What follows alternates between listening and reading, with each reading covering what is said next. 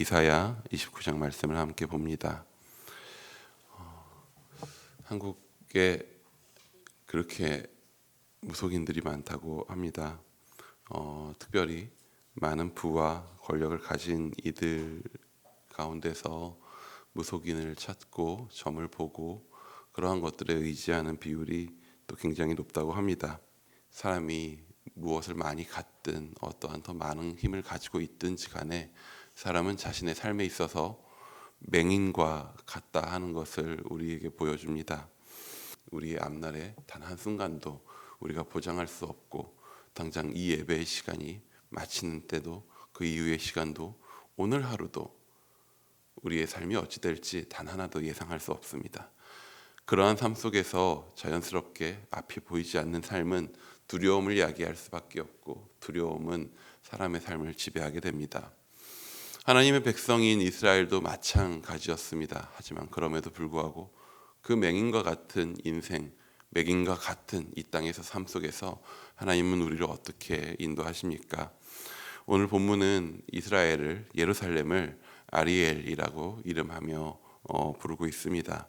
그런데 이스라엘에게 있어서, 그 아리엘에게 있어서 항상 이해할 수 없는 일 중에 하나는 무엇이냐 하면, 어떻게 주의 백성인 우리가, 어떻게 주께서 택하신 자들이라고 하는 우리가 무너질 수 있는가, 이렇게 고통받을 수 있을까, 위기 가운데 처할 수 있을까라고 하는 질문입니다. 1절에서 4절까지의 오늘 말씀은 예루살렘이 적들에게 둘러싸입니다. 둘러싸인 가운데에서 그 상황에 두려워 앞으로 곧장 어찌 될지 모르는 그 두려움에 모든 예루살렘 거민들이 두려워하며 혼미해합니다. 어떻게 하나님께서 우리에게 이렇게 하실 수 있는가? 라는 질문이 그들 가운데 나옵니다. 그렇습니다. 하나님께서 우리의 삶 가운데 행하시는 일들은 우리가 왜 그러시는지 이해할 수 없는 순간들이 많이 있습니다. 오늘의 삶의 순간 가운데서 특별히 고난 가운데 있을 때, 이해할 수 없는 일들이 삶에 찾아올 때에, 어려움이 있을 때에 주께서는 왜 주의 백성에게, 왜 나에게 이러한 고난을 주시는가? 라고 하는 의문과 질문이 우리 안에 생겨나게 됩니다. 하지만 5절에 가서는, 오늘 본문 5절에 가서는 갑작스러운 구원의 이야기가 펼쳐집니다. 5절에 나온 대로 예루살렘을 둘러싼 이들이 순식간에 사라질 것이다. 사실 이것은 또 유다의 히스기야 왕 때 일어난 일이었죠. 적군 18만 5천이 예루살렘 성을 둘러쌌으나 갑자기 하루아침에 그들이 싹 사라져버리는, 물러가는 일들이 벌어집니다. 그때 예루살렘은 혼돈에 사로잡혔고 두려워했고 왕도 그 가운데서 눈물 흘리며 기도했는데, 그렇게 시간이 지나자 단 한순간에 아수르 군대가 멸망하는 것을 그들은 보게 됩니다. 우리는 우리의 앞의 순간을 알 수가 없습니다. 오늘의 고난이 이후에 어떻게 쓰임받을지 알 수 없습니다.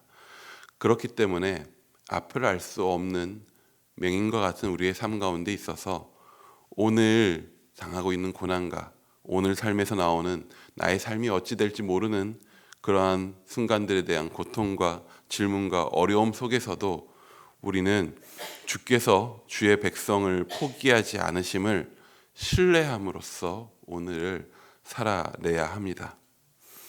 종종 그렇게 일하시는 하나님의 손길이 아플 때가 있습니다. 오늘 본문에서는 토기장이와 진흙의 비유를 이야기하고 있습니다.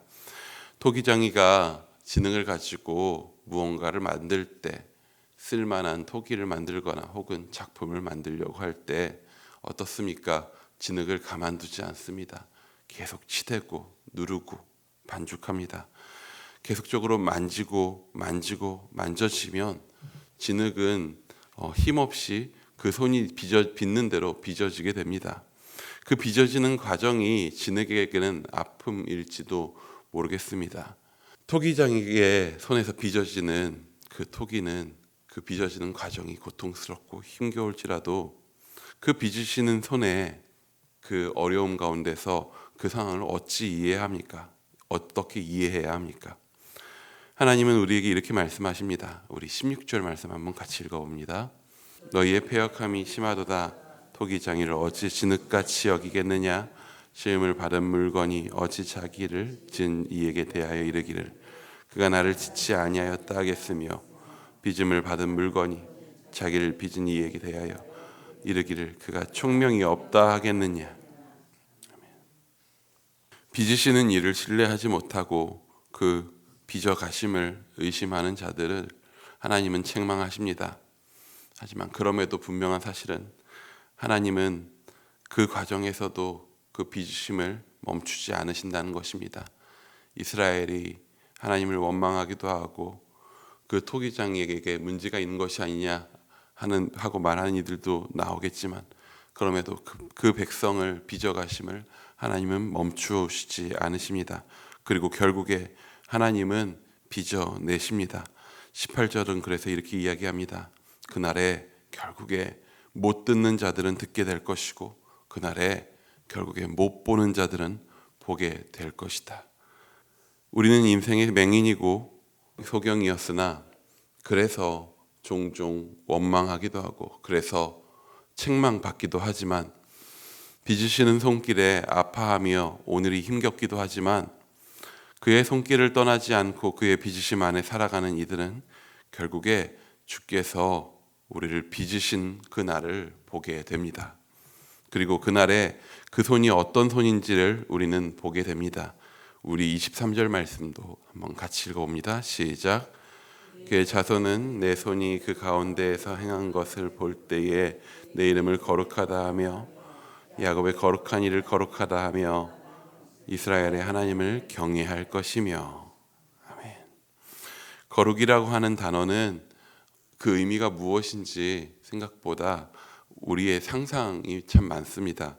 하지만 성경에서 거룩이라고 하는 단어는 굉장히 한정적으로는 실질적으로는 제의적 단어입니다.